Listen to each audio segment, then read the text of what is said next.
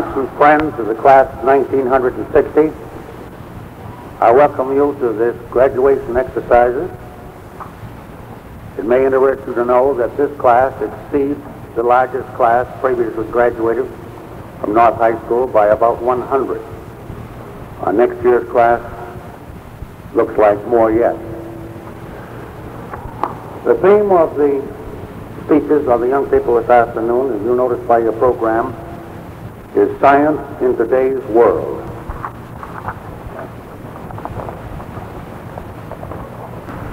Atoms for Peace.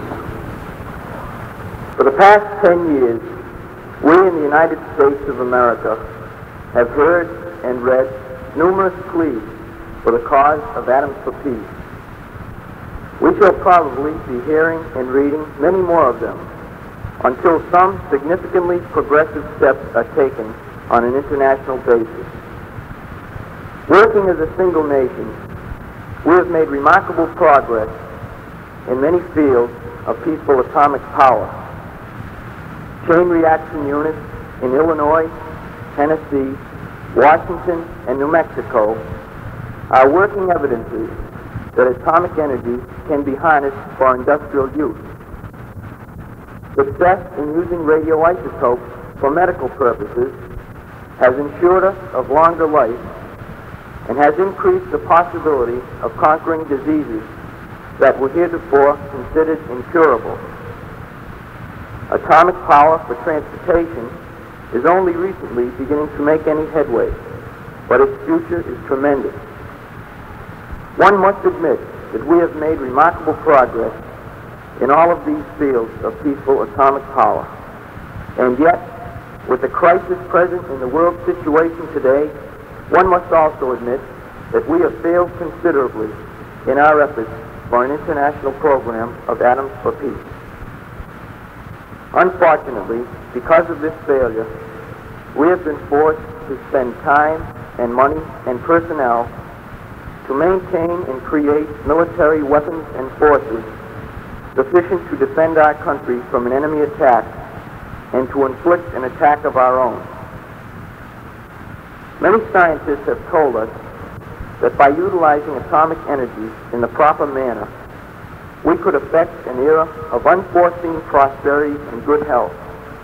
But to do this, we need time and money and personnel for research work. And where are most of our capable research scientists today? By necessity, they are laboring day and night to construct and perfect atomic wartime mechanisms capable of hideously obliterating an entire city. How then have we failed in our efforts for an international program of atoms for peace? To most of us, it would appear to be a definite stubbornness on the part of Soviet Russia to cooperate with the free nations of the world. Obstinate in their ignorance, they are delaying one of the greatest revolutions in the history of mankind, the revolution of atomic power. Our attempts to convert Russia to such a program date back to the late 1940s. Each time she has rejected our ideas for reasons which have had little, if any, validity. These frustrating experiences have made us realize that we must work patiently when dealing with this stubborn nation. We who have seen our high school years fly by so rapidly will soon inherit this great task of handling Russia. We, the youth of America, will soon be carrying the burden of a tense and uncertain world and spreading the doctrine of atoms for peace. Let us hope and pray that we will meet with better fortunes than our predecessors in making the light perceptible to the communist states. May we be especially successful in carrying out the words of President Dwight D. Eisenhower when, in 1953, he promised, on behalf of the United States of America, to find the way by which the miraculous inventiveness of man shall not be dedicated to his death, but consecrated to his life. Thank you.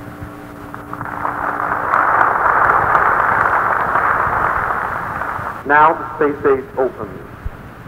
The time span of the mental evolution of space flight may be said to cover nearly 4,000 years and may be divided into three overlapping phases: the religious phase, the question phase, and the thinking phase. After the religious phase was over, during which the church forbade men even to think about the possibility of other worlds and their habitability, the world entered the question phase, where serious treatises and science fiction novels vied for the honors of telling the world how to build communications with the possible beings on the other planets. Because man keenly wanted to find them on the other planets, well-intentioned misconceptions appeared, including the startling innovation of a space station. By this time, however, the late 1800s, the thinking phase had started. The rocket emerged from a motley assortment of possible propulsive agencies as a basis of interplanetary flight. Man's concept of the universe had matured, and technology had been able to start producing machinery and raw materials that man could trust. Rockets made their first appearance in China in 1040 AD, probably as an accidental discovery. From that time until October the 4th, 1957, the birth of the space age, the rocket had an interesting career, and it was used for a variety of purposes, among them entertainment, exhibition, and in certain cases, war. Scientists soon realized, however, what the ultimate accomplishment of the rocket would be, and they set to work to accomplish this feat, the exploration of outer space. Witness the first man-made Earth satellite, and the herald of the space age, was launched from within the Soviet Union on October the 4th, 1957, and was given a velocity of approximately 18,000 miles per hour by the carrier rocket. The weight, elliptical orbit, and thrust power of the rocket had an enormous impact on the world, and foretold North will continue with the launching of progressively more complex and long-lived satellites. The desire for a solution to this complex problem will necessitate that man undertake journeys further and further into space. To accomplish these trips will require many new methods, which are today sheer and fantastic speculations. Already the space age has had a tremendous effect upon our way of life as students. It has tended to stress the science and mathematics field, and has made all of us more aware of the intricacies of space and the need for more complete and basic knowledge of all phases of space by all people.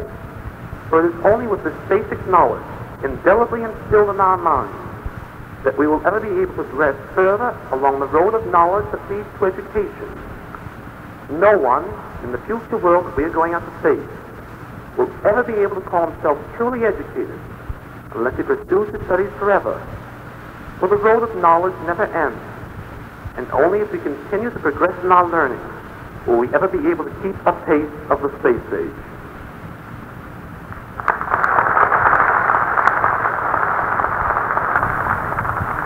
Miracle of medicine.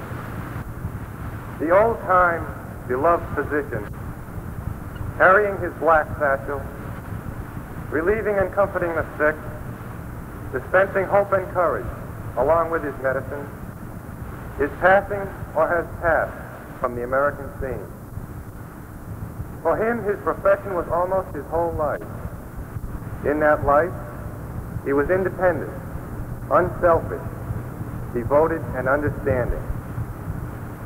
For him also, medicine was, for the most part, an art, based to some degree on the science of medicine, and practiced usually without interference from anyone, except occasionally the patient or his family, because of ignorance or apathy. The quality of medical care rendered by him depended greatly upon his intelligence, his training, and his independence. The materials which he used depended greatly upon the size of his black satchel, along with a few instruments, some apparatus, and a few odds and ends in his office or an occasional hospital. Aid in personnel was usually limited to that from members of the family or friends of the patient. In place of this honored practitioner has risen the modern physician, still trying to carry out the same duties and responsibilities, but with facilities and personnel assets unknown to his predecessors. For this physician, continuing medical education and medical research are essential because he participates in them, depends upon them, and recognizes the need of them in his practice. In the care of his patients, personnel and material aids have become vastly more complex, more numerous, and more costly. His black satchel has been expanded to include all the complicated facilities and services of the modern medical center and the special or general hospitals. These modern physicians practice in an age where countless discoveries have eased their burden. For example, atomic scientists have given us radioactive isotopes, which have produced miraculous results in the care and treatment of cancer, thyroid conditions, and blood diseases, to name but a few. Years of research led Dr. Jonas Salk and his colleagues to discover a vaccine that has for the first time given us a method for preventing polio. The advances in modern drugs have been overwhelmingly successful in an unending variety. One of the most outstanding is the use of the tranquilizing type of drug for the care and rehabilitation of mental patients. Since World War II, the treatment of amputees has been greatly aided by the development of a new type of artificial limb, which closely resembles in structure and function the original extremity. There have been many other changes in the techniques of surgery. We have seen a kidney transplanted from one person to another, and blindness has been relieved in many cases by the use of the corneal transplant. For a good example of the contrast in medicine from the early days of our country till now, we can first go back to the year 1809. Ephraim McDowell, a young doctor, performed one of the first abdominal operations in this country. He did this in a backwoods shack in Kentucky, having no aid but his own knowledge and the skill of his hands. The patient is a young boy who until recently would have been doomed because of a defect in the wall of his heart. The burden of this delicate operation must be borne by the skill of an adept surgeon.